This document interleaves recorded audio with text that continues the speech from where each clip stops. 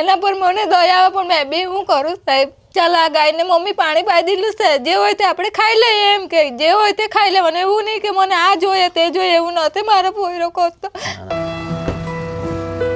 જય માતાજી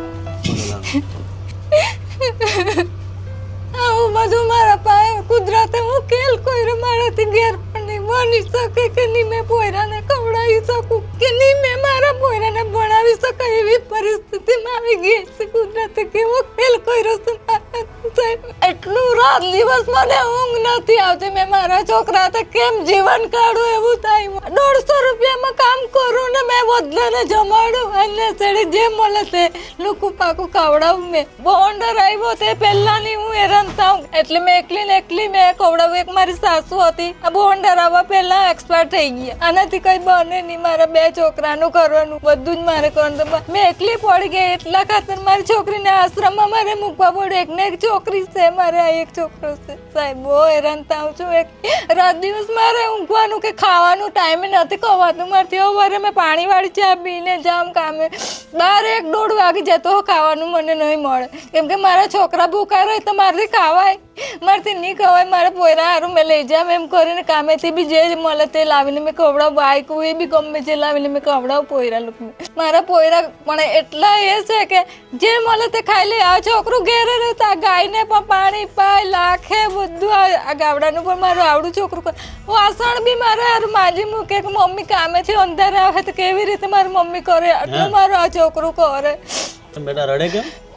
મારું છોકરું બી બહુ પીડામાં છે આટલું છે પણ બહુ પીડામાં છે સાહેબ ચારો લાવવાનો છે 5-6 વાગ્યા પછી આ ગાયને હાર ચારો કાપવા જામ સાહેબ કામ પરથી છૂટીને કારણ કે એને થોડું ભૂખે રાખાય આપણે તો અડધો રોટલો ખાઈને પાણી પી લે આ ગાયને થોડી ભૂખે રાખાય કામ પરથી આવવું પછી એને ચારો લાવવું એટલે મારે પોયરો જરા તારા વાસણો એ ઘસી મૂકે સ્કૂલથી આવીને નહીં તો એ 9-10 વર્ષ થઈ જવાના આવી પીડામાં જ મેં રહેતી છે જેમ તેમ કામ કરીને લાવું તે તો ખાવામાં જ પતી જાય સાહેબ એક તો મારી છોકરીનો ખર્ચો મારે કાઢવાનો કે મારી પોરીને બોલ પેન જોઈએ કઈ નોટ જોઈએ તો મારે તે પોરીને આપવા પડે મારે પોરી મોટી છે 9માં અને 11મું વર્ષ ચાલતી છે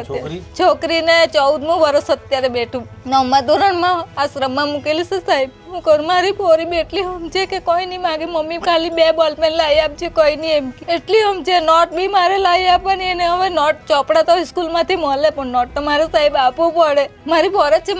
મારી પરિસ્થિતિ આવી છે એવી મારી છોકરીની નહીં આવે એટલી રીતે મેં કામ કરીને મારી છોકરીને ના છોકરાને ભણાવું ગમે જેમ આપદા કોને એક ટાઈમ મેં નહીં ખામ ને એક ટાઈમ મારે પોયરાને ખાડો 5 રૂપિયા બચે તો 5 રૂપિયાની મેં પોયરાને બોલપેન લેવા આપી દઉં કે ભાઈ બોલપેન લઈ લે છે સવારે 8:30 વાગે જાઉં તો 12-12 વાગે આવું 5 વાગ્યા સુધીમાં મારે 150 થી 200 રૂપિયાનું કામ થાય દરરોજના શોભનાબેન આખું નામ શોભનાબેન અર્જુનભાઈ પટેલ ચિંતા કરો માં તમારે શું કરવું શું છે માજી કયો મને તો સુખ શાંતિથી જરાક રહેવાનું જ મળે તો બી હારું રાતના બી આવું પવન કાઢું તો મારો પોયરો કોપરાય છે એને લઈને મારે બેહી રહેવાનું સાહેબ બહુ પરિસ્થિતિ મારી ખરાબ છે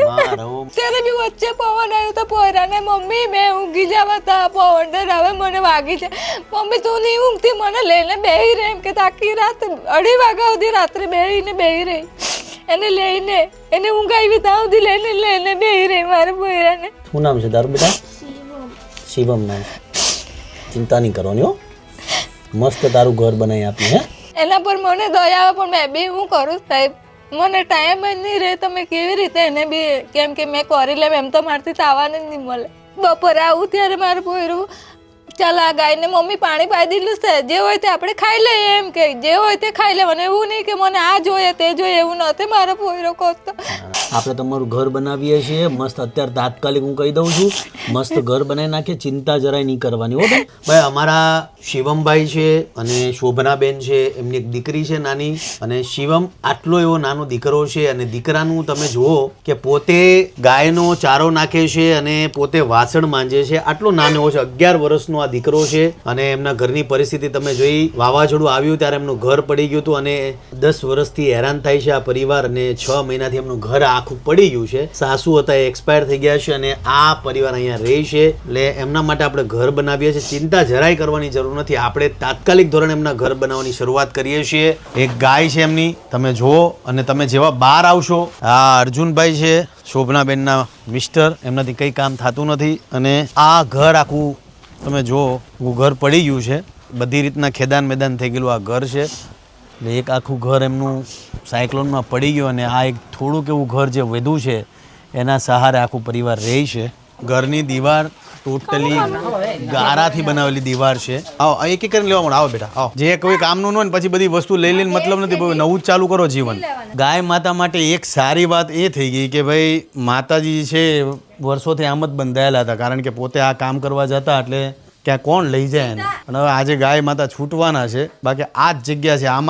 આમાં જ રહેતા એમ ને. ઘર તો બનાવ્યા છે પણ સાથે સાથે ગાય માતાનો એક અહીંયા શેડ બનાવશું આપણે. શાંતિથી શેડ બનાવીએ એટલે હવા ઉજાસમાં ગાય માતા મોજ કરે. હવે બિચારે ભાગવા આટું કરે છે. જો હવે બિચારે જોજો ગાય વર્ષોથી એકલી રહેતી હતી, હવે એને બહાર નીકળવું છે એટલે એના માટે દોડાદોડી ખૂબ કરે છે અને ખૂબ ગરમ, ખૂબ ગુસ્સો કરે છે. પકડી રાખજો આરામથી આરામ. ગાય કેટલા દિવસથી એકદમ હતી એક જ જગ્યા પર. આવજો, આવો શોભનાબેન,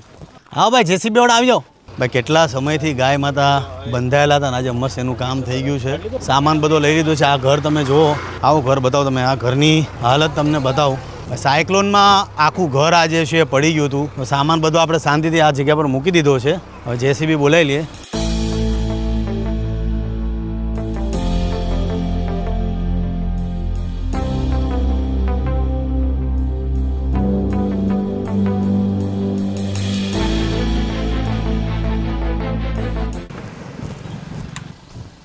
ये है टाइल्स जो हमने मंगवाई है, सब टाइल्स भी आ चुकी है. अब जैसे ही स्लैब 10 दिन बाद खुलेगा उसके बाद में आगे का काम शुरू होगा. क्या समझा में? तो हमारे घर का स्लैब का काम ऑलमोस्ट हो चुका है. यहाँ